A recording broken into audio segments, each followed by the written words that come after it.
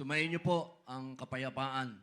Mga mahal kong kababayan, ito po ang araw na itinakda. Walang iba, kundi ang aking kapatid, ang aking pinagmamalaki, ang aking sinasaluduhan, ang bagong Pangulo ng Partido Demokratiko ng Pilipinas, laban si Bastian Duterte!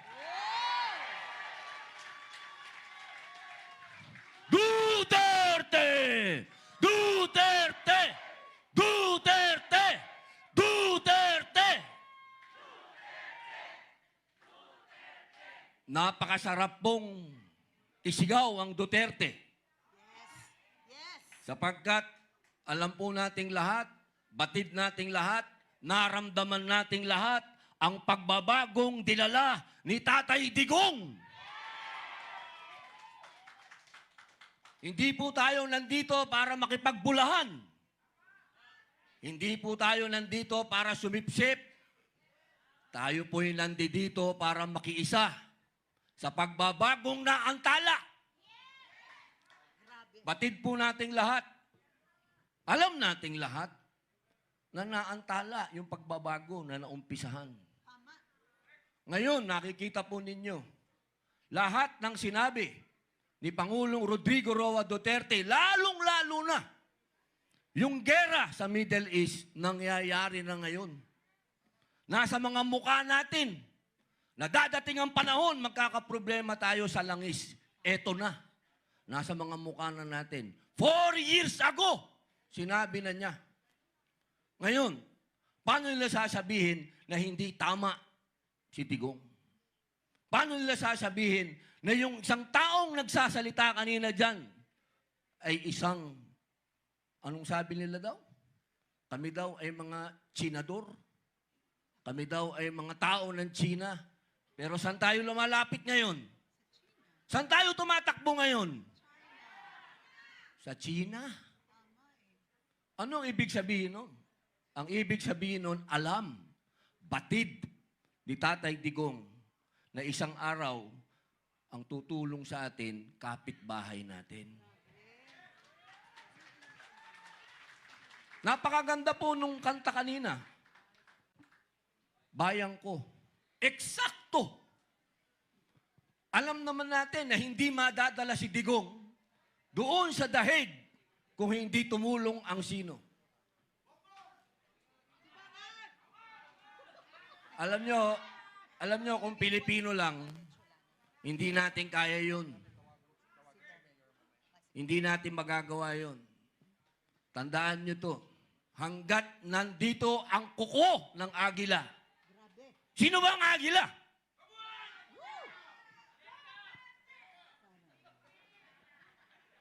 Talagang masyadong maraming nainom na kape to. Mas maraming nainom sa akin to.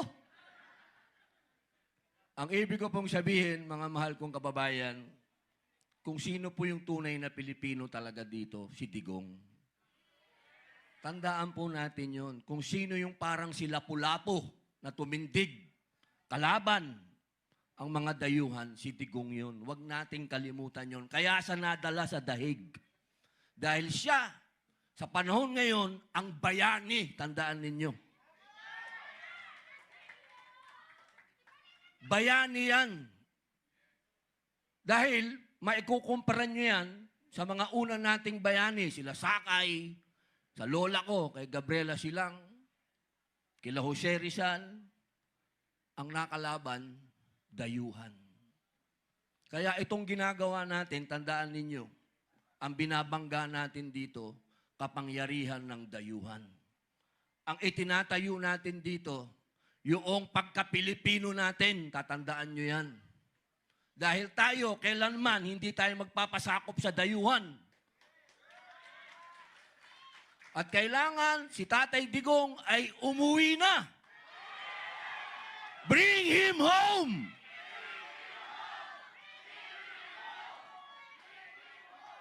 English yan. Minsan lang ako mag-English, bring him home. Hanggang doon na lang yun. Bilang panghuling salita, gusto ko pong sundan ang sinabi ni Congressman Leandro, totoo po yun. Kami po sa Senado, ni Senator Bongo, at ang iba pa pong mga congressman, pinipilit po namin na talagang yung excise tax nagawa na po. Pero payat yun. Pinipilit namin yung VAT. Maraming salamat kapag nangyari, malaking tulong. Pero kung sasabihin po natin, katulad po ng sinabi ni Congressman Marcoleta, yung mga oligarko, makinig kayo, mga oligarko ng langis. Matagal na kayong pinangaralan ni Digong noong pa eh. Matitigas ang ulo ninyo eh. Matagal nyo lang niloloko ang taong bayan. Itataas ninyo, ibababa nyo ng konti, itataas ninyo. Ito ho yung panahon na huwag nyo na kaming lokohin. Dahil sobra na ho ang hirap ng tao. Ang lahat ho ng presyo ay nakasalalay sa langis. Kasi transportation yan eh, diesel. Oh, nandito pala yung boss ko. Sir, June Esperon. Boss, mabuhay po. Partner ko yan, pinadala ko niyan sa West Philippine Sea. Alam nyo, yung oil deregulation ho, yun po yung batas na bumibiktima sa atin. 1998 po yan. Sana, kung talagang seryoso po yung mga senador at mga congressman na talagang bigyan ang taong bayan ng konting, alam nyo na, yung ginhawa, yung oil deregulation law.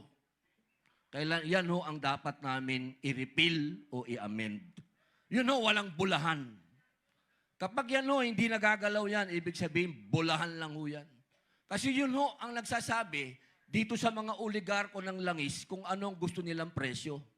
Sila ho ang nagdi-dictate. Kailangan ho, tanggalin ho natin yan, yung kapangyarihan na yan sa kanila. Doon lang ho nyo malalaman na walang bulahan. Pero ngayon, puro bulahan lang po yan. Bilang panghuli, ako po yung nagpapasalamat sa aming chairman, acting chairman, Sir Alcusi. Sir, maraming salamat po. At dumating po yung panahon na nangyari na ng atin pong Pangulo ay si Baste. Alam nyo, ang tagal ko pong dinasal nito. Dahil alam nyo, walang pinakamagandang mamuno sa atin kundi isang Duterte.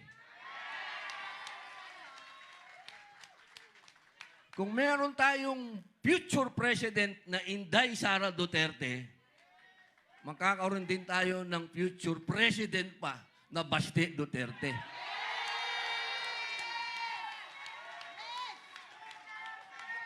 Duterte! Duterte! Duterte! O, di ba ang sarap isigaw niyan? Para kang naka 5 kilong kape. Congressman Alvarez, opo, Atty. Topacio, opo, nabanggit ko na po si Congressman Marcoleta, boss. Siyempre po, si Atty. Vic Rodriguez, sir. Mike Defensor, boss. Opo, Kuya Ipe, Salvador. Yan ho, ang pinaka-loyal na kaibigan ni Digong, siyempre. At siyempre po, Atty. Lambino. At binabati ko din po, siyempre, yung idol naming lahat, Senator Bongo. Senator.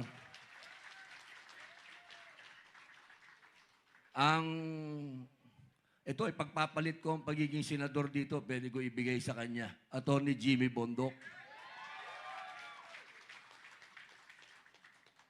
At sa lahat po na nandito, ma'am, Lizette, ma'am, nandito po lahat ng mga kaibigan ko. Kung sino po hindi ko nabati, maraming salamat po sa inyo. Mabuhay po.